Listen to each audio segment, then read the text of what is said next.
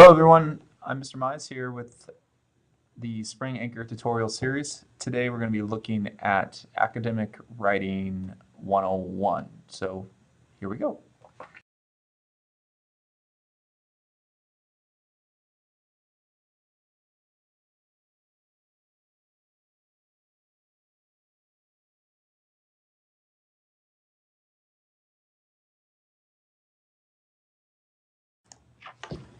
So by the end of our time together, we should be able to do a couple things. First, we're going to spend some time identifying strong and weak diction. We're going to identify strong and weak syntax, and we're going to look at some phrases and words that we want to try to avoid in our writing. So let's check it out.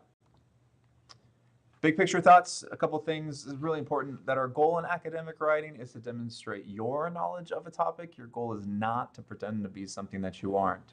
If you aren't an expert or historian on a topic, don't speak authoritatively like a expert or a historian. Just, in other words, sound like you. Sound like you. And also use the best language that you know, occasionally referencing tools like a thesaurus to help bolster your writing, but it's, again, at the end of it, it should sound like you writing. Just some definitions to make sure we understand what we're talking about when we're talking about diction and syntax. Diction is really just word choice. It's the choice and use of words and phrases in speech and writing. And syntax is just word arrangement, the arrangement of words and phrases to create well-formed sentences. So looking at diction and syntax together, really taking strong or fitting diction and combining it with good syntax, that really is what academic writing is all about. And so I'd like to go to just some simple tips from a very well-known British writer named George Orwell. He's well known for writing the book 1984, which you guys will read when you get to the 11th grade. But he had some very simple things to say as far as tips on writing. Number one, never use a long word where a short one will do. Number two, if it is possible to cut a word out, then always cut it out. And thirdly, never use a metaphor or simile or other figure of speech which you're used to hearing or seeing in print or hearing it. So we call these cliches, things that we want to stay away from. But to look a little bit more specific, when we're talking about diction, some tips that we've talked about kind of all throughout the year when it comes to academic writing, but just a recap. Want to avoid contractions. We want to avoid dead words, words that just kind of don't do anything. They just take up space.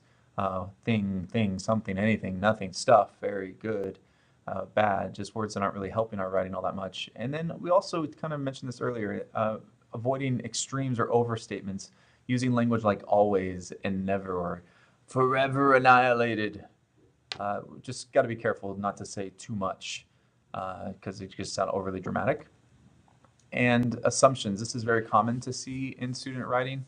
We want to try to stay away from expressions like this clearly shows or obviously this demonstrates, because it's not always clear and it's not always obvious.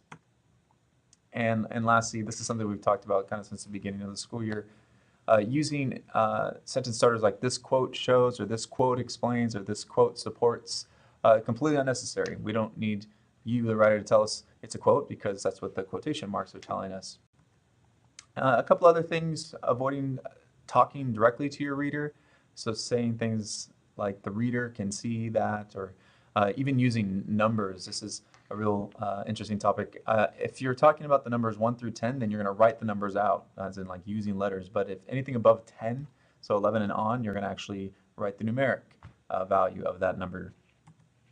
And using personal and impersonal pronouns, I, me, you, we, one can see that, you can tell that. Again, these are more informal ways of expressing yourself that we want to stay away from in academic writing. And then we kind of mentioned this already with Orwell. They were caught between a rock and a hard place, and there are positives and negatives to imperialism. Again, these are cliches that just don't do anything for your reader other than remind your reader that they've heard this kind of talk a lot in the past. So some examples of diction in academic writing. Let's go to Iron Man, if you will. Here's a sentence. I think Iron Man is obviously the best superhero because he can do everything, and other superheroes can't do all that stuff. So obviously not the greatest sentence. A couple of reasons. First person is used the I think. It's vague. What do you mean by everything and stuff? And there's just some assumptions that aren't really all that clear. So let's try this one. Oh, we also have overstatements. Words like always and obviously, and contractions are getting in there too. So these are the things that we're going to try to stay away from. So how can we make it better?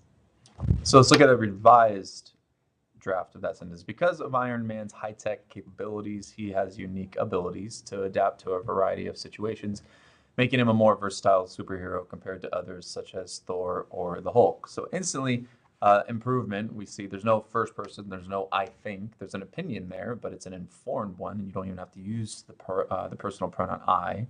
And then there's specific evidence. His high-tech capabilities are mentioned. You have the names of specific superhero characters that are helpful for your reader's understanding of what you're talking about in the first place. So looking at these two drafts side by side, notice the stuff in red in your first draft kind of got shifted to the front of the second, and it got more specific. So because he can do everything, well, he technically can't do everything. He does have high-tech capabilities that allows him to do many things. And notice the idea in the green section of your first draft got expanded, and the syntax also changed, which we'll be talking about in just a few minutes. So coming back to a piece of writing you've seen already from the thesis statement tutorial, notice the two thesis statements put right next to each other. So although the Europeans thought they were helping, ultimately imperialism was bad for Africans. So there's one of those dead words we were talking about earlier, versus although the Europeans believed that imperialism would help Africans, ultimately they caused political and social problems which negatively impacted Igbo culture. So immediately, just that tiny tweak, getting rid of that dead word, you see the improvement in the diction of this sentence. Big idea words, these are words that we can include in our anchor to help kind of as an alternative to some of the other words like imperialization or colonialism. So here it is. There's that concept of jingoism. There's also the concept of ethnocentrism, where you judge one other culture solely by the values and standards of your own culture. So we see that with like the district commissioner judging cases in ignorance. And also you guys have talked about in your history classes about social Darwinism, again, little s, big D, the application of Darwinism to the study of human society. So these are just kind of alternative concepts that we can use in conjunction with colonialism or imperialism and such. We have certain words from our things fall apart vocabulary we can use in our anchor potentially. Words like impose, ailing, devoid, poignant, resolute, appease. These are all words that you guys have studied in the past that you might be able to sneak into your anchor essay in a way that doesn't sound awkward. Other non-things fall apart vocabulary: exploit or exploitation, subjugate, subjugation, instability, destabilize, decentralize, decentralization. If these words are making you feel uncomfortable and like, oh, I don't think I could use those, then don't. It's totally fine. These are just alternatives that could actually help your diction in little ways. But again, if it's not coming to you naturally, if it doesn't sound like you writing or using these words, then don't use them. One of the words that we'll naturally overuse throughout the essay is the word people.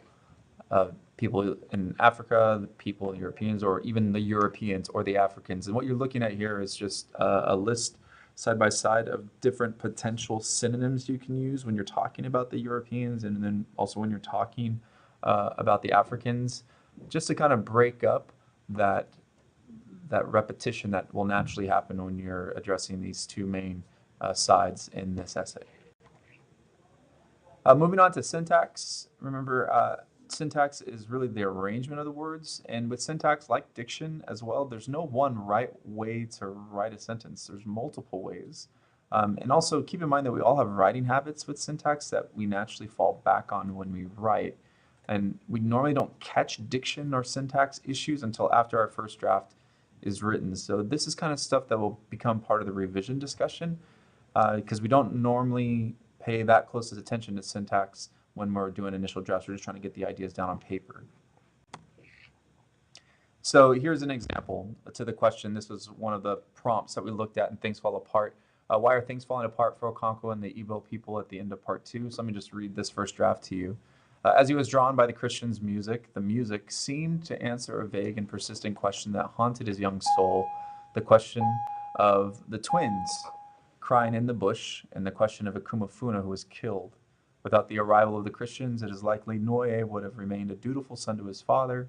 He would have remained emotionally disconnected from Okonkwo given the huge hole that Okonkwo created in Noe's heart when he killed Akumafuna, but he still would have remained loyal to the evil ways, most likely.